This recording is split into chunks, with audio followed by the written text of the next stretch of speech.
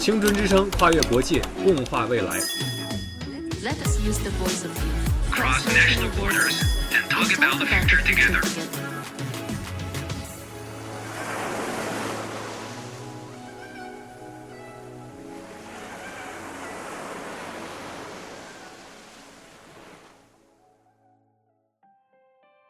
You have a strong interest in Chinese culture, and I can tell that before.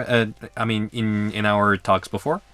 And your videos often involve exploring Chinese culture. And besides sharing your understanding and experiences of Chinese traditional festivals, you also frequently appears in many different Chinese cities, immersing yourself in the charm of Chinese culture. And you even talked about riding bicycles from Sichuan to Yunnan.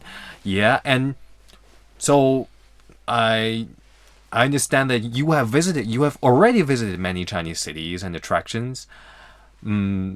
Which attractions or cities leave you the deepest interest? Whoa. Okay. Let's say make a recommendation for people who haven't come to China yet. Let's be like this. Sometimes I compare France to China. You know why? Because in the past, France was same as China in the past. It means you had a lot of region, a lot of department. We say county in French. That were belonging to a capital, Paris. But the culture in each county, in each region, is different.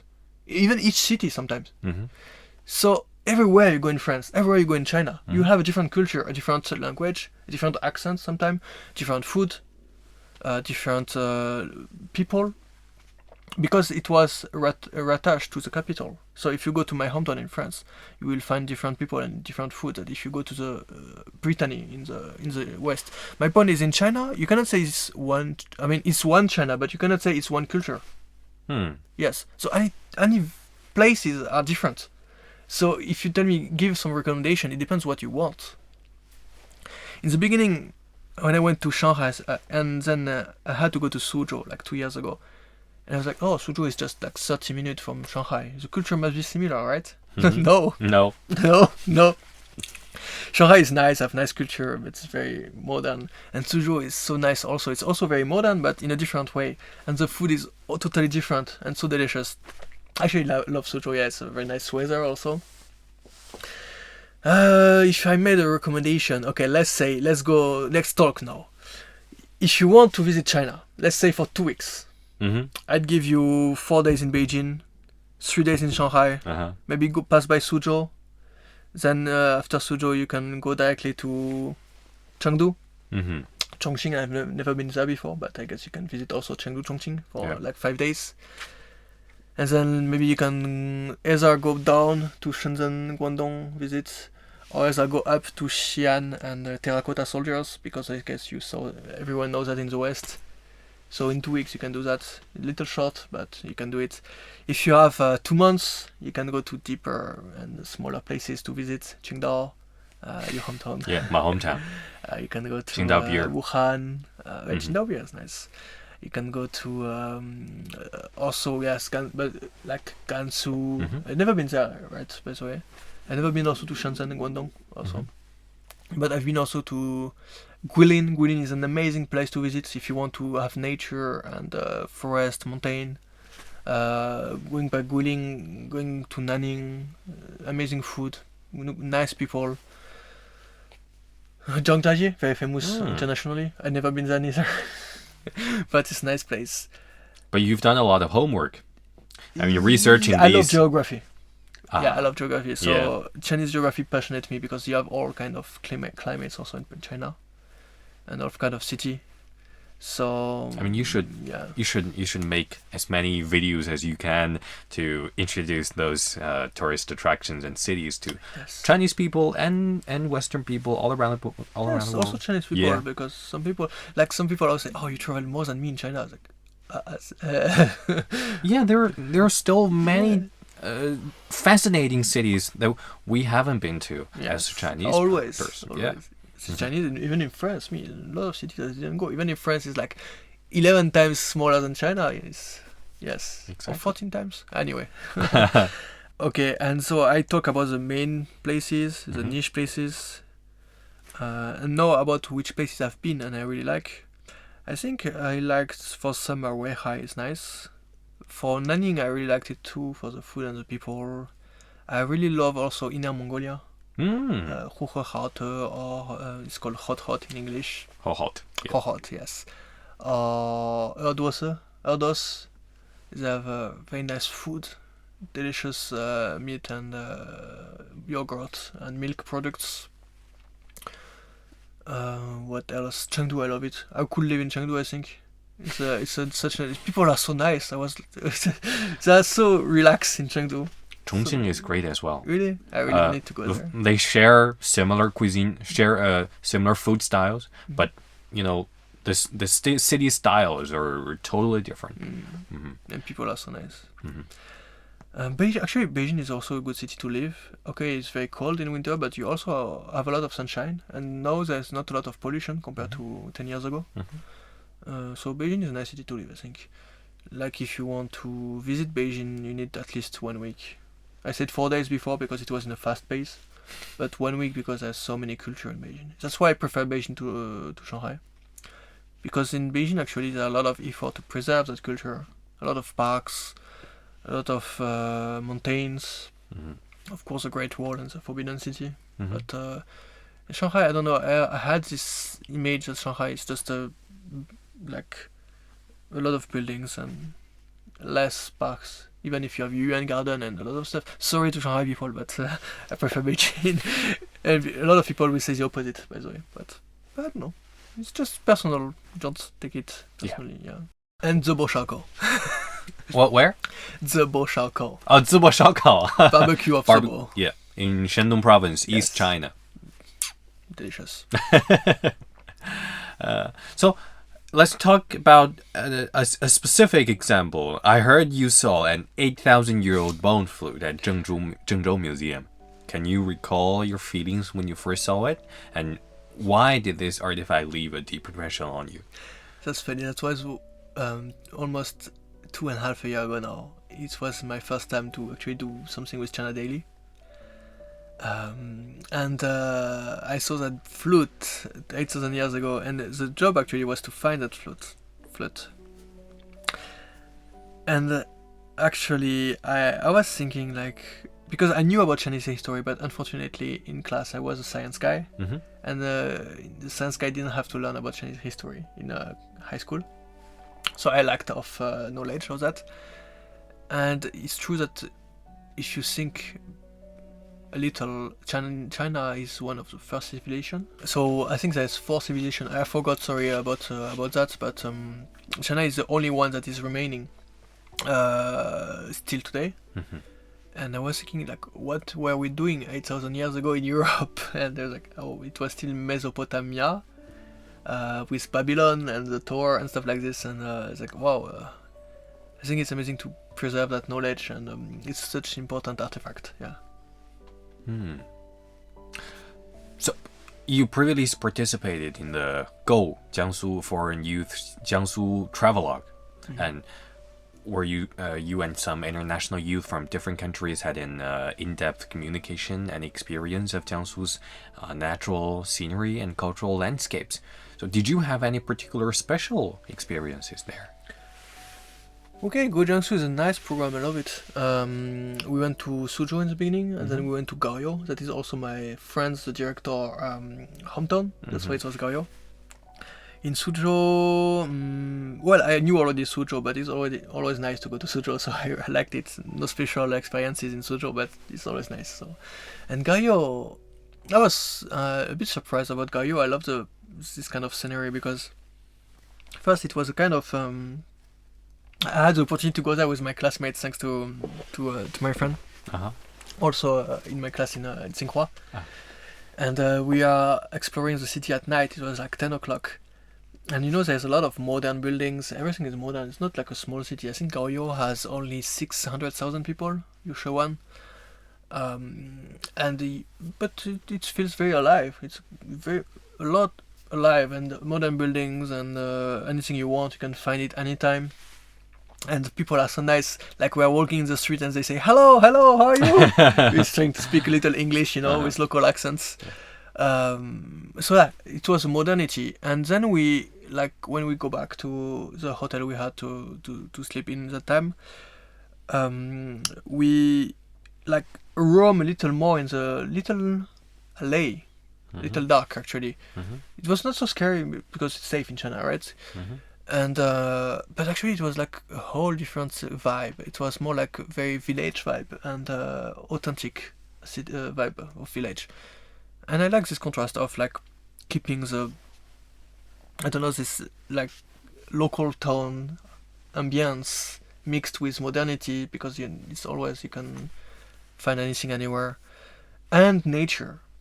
Like you can find nature everywhere in Goryeo. There's so many lakes, it's beautiful, forest, a good weather, and the air is pure. Like you can breathe finally. Okay, I just said before there's less pollution in Beijing than 10 years ago, but it's still nothing compared to what you have in mountains or lakes place. It's the same in Paris, by the way. But Paris is also a lot of pollution. I think I made an article, right, about Goryeo with China Daily. I asked my friends if I could make an article for them, and the main topic of my article was like modernity, authenticity, and nature in Goryeo. Yes, so I think Jiangsu is a very nice place. So speaking of Goryeo, have you tried the salty egg there? Yes, and I even made them. Like the lady Really? give me an egg, and I put it in the mud, and then I put it in the ashes, and then I take it. And I take 4 of them. And the first one, I broke it, and it's raw, I have to cook it. The 2 other one, I boiled them. No, I washed them, and then I boiled them. It was so delicious. And the other one, I gave it to a friend, and the friend told me, "Is it salty?" I didn't know. I was like, yeah. Anyway, the egg I took back from Goryeo, I let them for, she told us, from 20 to 30 days, and I eat them. It was delicious. But actually, when I was in Goryeo, the egg, I didn't really like it. It was too salty. Too salty. But maybe it's just because I was, I don't know. But I think it's very nice to eat that. Yeah. Yeah. They also have noodle there. I think we asked a lot of locals. I tried to interview them with my microphone. And they all say their favorite food was some kind of noodle for breakfast. Yeah. Many southern people, southern Chinese people, have noodles for breakfast. Yes. Yes. So recently you also published an article. Okay, that's the article you talked about. Haha. Yeah. So can you elaborate and share with us about the article in detail? In more detail. Well, I think I said everything about it. This was kind of about, yes, there was this American person that I interviewed for the article. He said he definitely would bring his family there if he could, because as I said, it was kind of a relaxed place.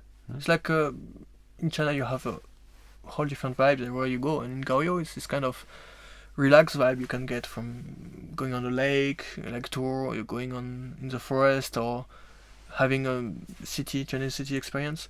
And the fun part is another American guy, I think he went from Shandong, Qingdao to Shanghai by car. Oh, Yeah, by car. that's driving. a long And he ride. passed by Goryeo.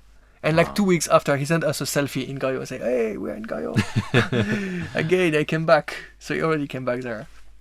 And yes, in the article, basically I was exploring why Goryeo is so nice. And I was just talking about what people said about it. Also, I omitted one part, is a lot of cultural aspect also in Goryeo. They kept a lot of museums, they kept a memorial also of a famous person, I forgot the name, sorry, because I'm not good at names. But it was a very pretty places with a lot of culture kept intact. I think I talked about the pavilion, because Goryeo was actually a post pavilion before. By the canal. The canal is made by human. It's it's the longest canal made by human in. Canal is always made by human, but it's one of the longest made in Asia, I think, if I'm not wrong. Okay. Like it goes from Old Jiangsu. and the emperor used to. 京杭大运河 I guess so. I have the picture. No, not here, the but the great canal between linking Beijing and Hangzhou. I think so. Uh-huh. I think that's what we're talking about. Yes. And Gaoyou was a post office in this canal, and they had like a very big pavilion. It was very beautiful. And actually, it's the name of Gaoyou. You have post inside, right? Yo is a post of the character of, but yeah. Right. So a lot of cultural aspect also. So history, modernity, nature, and yeah, everything, authenticity, I would say. Mm. Okay. If the current generation of Z youth wants to participate in the protection and promotion of cultural heritage, do you have any good suggestions for them? These are already doing good, I think. The Chinese people, Yeah, but because it's trending on social media. Have you seen that?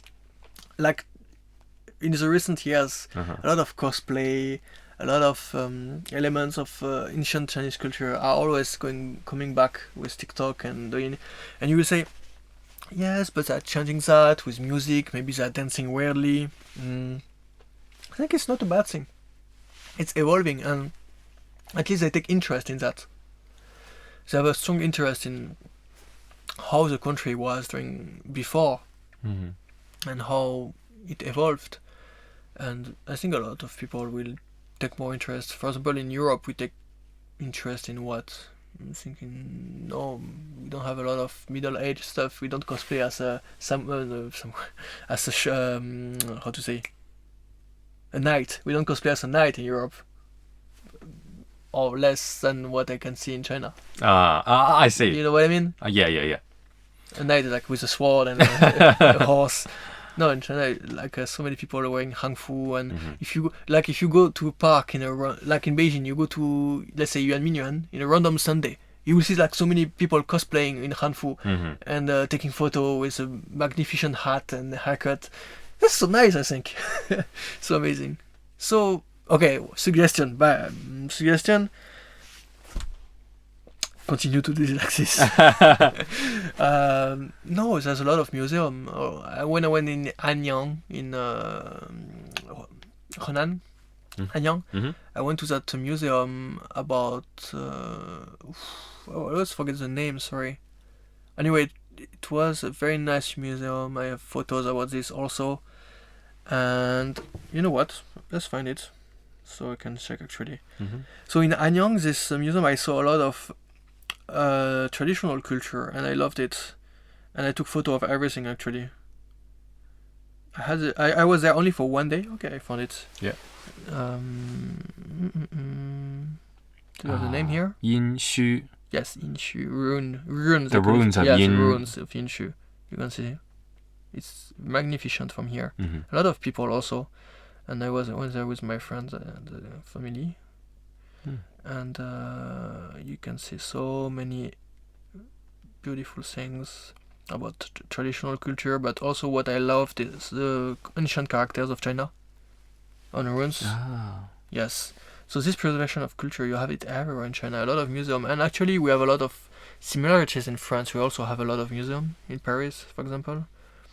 And my favorite artifact of here was what? Oh, this little dragon jade. Wow. Yes, I think it's beautiful. Very beautiful. Because it's a jade ring. Jade Ring. I think in France we have thinking that jade is always green, but it's not the case. It can be any color. Anyway, continue to do like that. Museum and popular culture and social networks. I think it's very nice. Great. So regarding the future, do you have any new ideas on your social media? Because you said you were deleting all the content that you used to publish, and what's your new plans and new directions about your content? Oh, that's a bit hard actually, because you are always skeptical about what you want to do. First, at some point I want to continue when it will be a little warmer in Beijing. To do a live stream like I did before, but in outside, we call it IRL, in real life. but I want to do it on our social network. The problem is it's a little unavailable in China. It's called a website called Twitch TV, and some people stream in China, but very few of them. Basically, you just take your camera and you go in the street of China, or anywhere you want actually. It can be, some people will go in Japan, some people will go in America, and you just walk there and show people how it is in direct live, I see. no delay. What's the name of the website? Twitch.tv. Twitch. Yeah, .tv. it's like if you stream on Bilibili, basically. It's kind of the same. Thing is, my network connection is always unsatisfactory. I don't like it. It's not enough. Not because I don't have 5G. 5G is amazing. It's just because China cannot reach that website very well. So the quality was not sufficient for me. And my friend always helping me. Still my roommate from the time in Tianjin. Now he's in Singapore. And he told me, it's hard to watch actually. And because it's hard to watch, it's like the quality is too low. I don't want to produce content that I will not even watch because it's not beautiful, not enough quality. Yeah, but that's one thing I would like to do is going back to do that. Actually, I started to do that like 1 year and a half ago, and I had like 30 viewers. It's good for France. I was 30 French people watching that. Yeah. If you think in real time, it's like 30 people always connected to a live stream for like few hours. So it's actually good. And also my channel was a bit old from the time of video games, so they come back. It was nice, but I was not satisfied, and I want to do that, but maybe more professionally, and maybe with friends accompanying me, because sometimes it's a little hard to do it yourself. You know, because I was managing my phone with one hand, Sure. with a stabilizer, and I was paying the food in another hand, and everyone was so amazed by the Chinese food, like always so delicious. They're like, oh my god, I want to go. So that's one plan, streaming. And then the thing is, if you can do that well, you can also take clip from the streaming to make video of it. Sure. That's why it's always the best. The second one is what I talked before, is about documentaries, some serious topics that bring values. Something you don't know, or it's a lot of work to do that, you know. I don't have time with the studies, but I will think about it. For a project, not graduation project, like for a class project, we're going to make a documentary as 5 people about Beijing duck. And we actually got invited in a Beijing duck restaurant to shoot it. I think I forgot the name also. I am very bad with name, I told you, if I don't see it written. It's okay. But I can find it because it's in the group actually. Oh, I changed my phone. Sadly, okay. I changed my phone. Oh, Yeah, sorry.